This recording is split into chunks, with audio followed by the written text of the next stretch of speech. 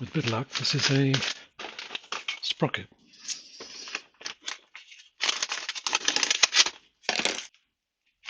Okay, so this should be 47 teeth. So I can stick that on the bike and adjust the chain and see what difference it makes to the rideability.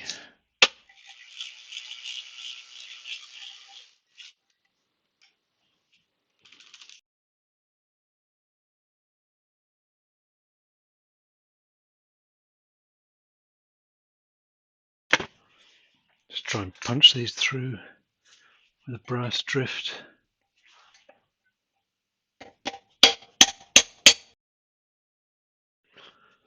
Try and get some lubricant down the between the bolts and the aluminium of the hub.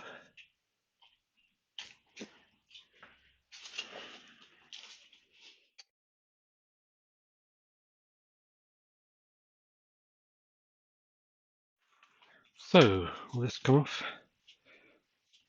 Will it just pull off, do you think? Evidently not. Just try a drift from the other side.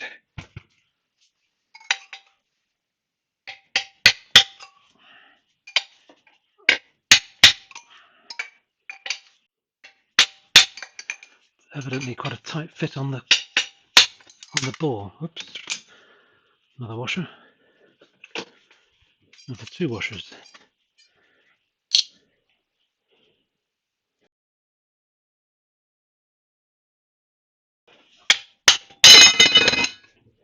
Right. So just clean up this surface here. Make sure that the sprocket runs true. I don't think there's a right way or a wrong way for this. So it's made in England there. Nothing on this side. Let's put the made in England on the outside. No no chamfer on the holes.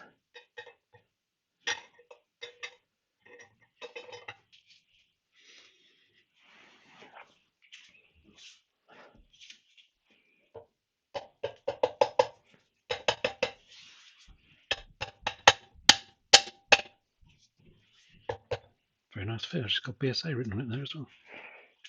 Just make sure these are lined up, which it isn't.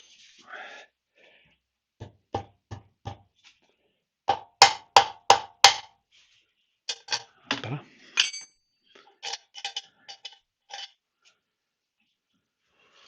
Yeah, a bit of copper.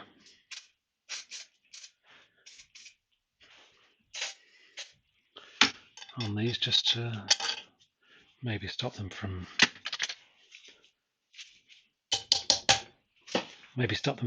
sticking. They didn't really stick this time, so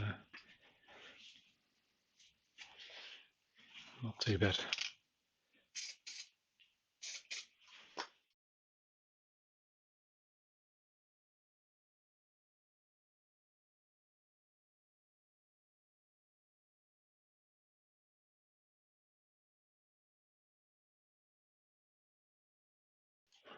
So these are all self-locking nuts. I'm going to put some sealant on as well, just because I always do. I'll look up the torque first as well. So there doesn't seem to be a setting for the torque of these bolts, so I will just do them as I see fit.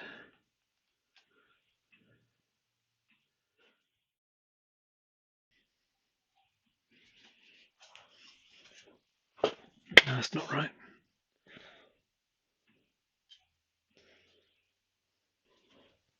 No, there's something wrong with that. Let's just whip that one out.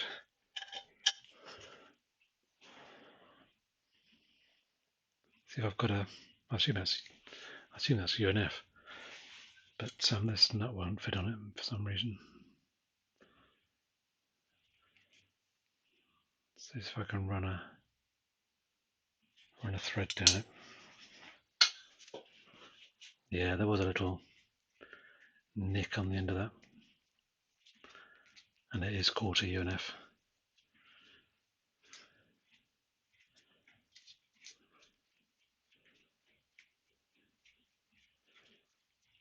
Yeah, that's better.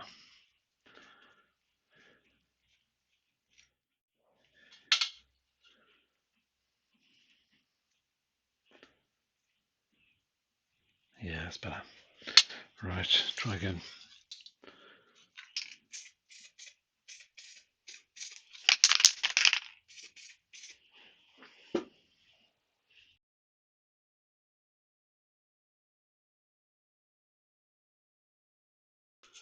Let's just do this slightly more touchy-feely.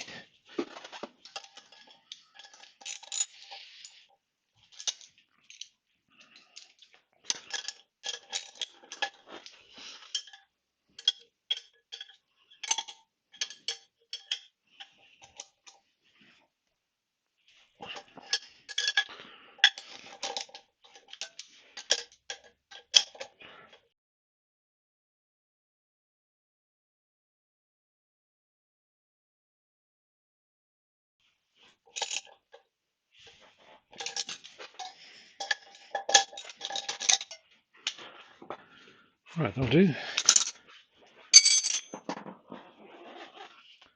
It's this spacer.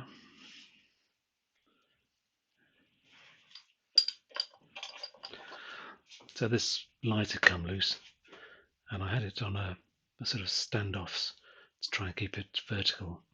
But I think what I'm going to do is just put it straight onto the mudguard, tighten it up really tight, and then just bend this light back and bend the twist these number plate holders, because it's quite a thin metal pressing. So I think that'll work best and give it a chance of staying on. So just stick some sealant on these threads. Managed to find some cap head screws, stainless 6mm. So these will do.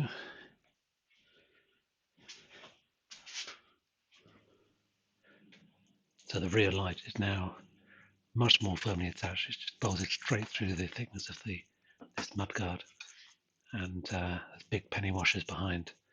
So yeah, that's much better. It's not going anywhere. I just bent everything forward slightly, twisted these number plate mounts, and that's fine. So much better than I had it before.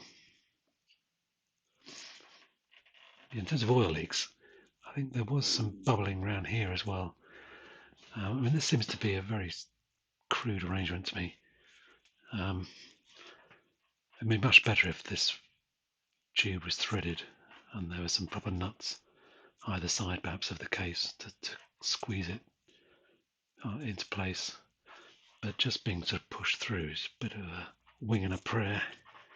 So I'm going to, in the meantime, I'll clean this up, put a big thick fillet around there of silicone, which hopefully will give it more support. And when that's loose, you can actually see it sort of bubbling through there, just moving around. So yeah, not good in the longer term. So I think I'm going to try and put some sort of threaded adapter in there.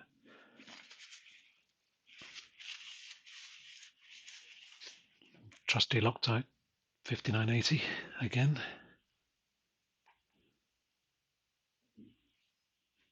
Okay, that's a much thicker layer of silicone. I'll leave that to set before I put the hose back on. Hopefully that will just be mechanically stronger once it's turned to rubber. I use this strip of silicone matte just to try and get a fillet around there reasonably neatly. Doesn't look great, but hopefully it's better than it was. Incidentally, while I'm here, I've noticed from the videos that how badly bent this fin was. So I've straightened that out a bit. I ended up using this brass drift and just gently tapped around the underside of the fin. There's a bit bent here as well, so I'm trying to straighten that out a bit. It's only better than it was, but yeah, I don't want to break it or crack it, but that does seem to have done the job. So here's the chain. I've looked it up in the parts manual, and with the sprockets I've got, this should be 105 links long. So I'll just count those and work out what needs to happen. There's a link here, spring link, which it looks as if this pin has become burred over. I can't actually get the link off. But before I mess around with that any further, so I'll count how many links there are. So these are in tens.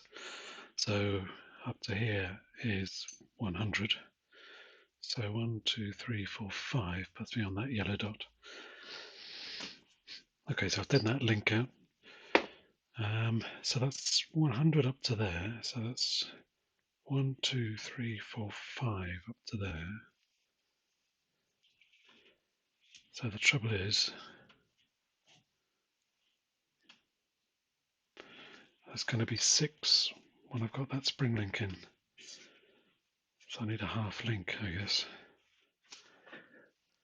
Okay, so I've got my half link, which now gives me too much chain.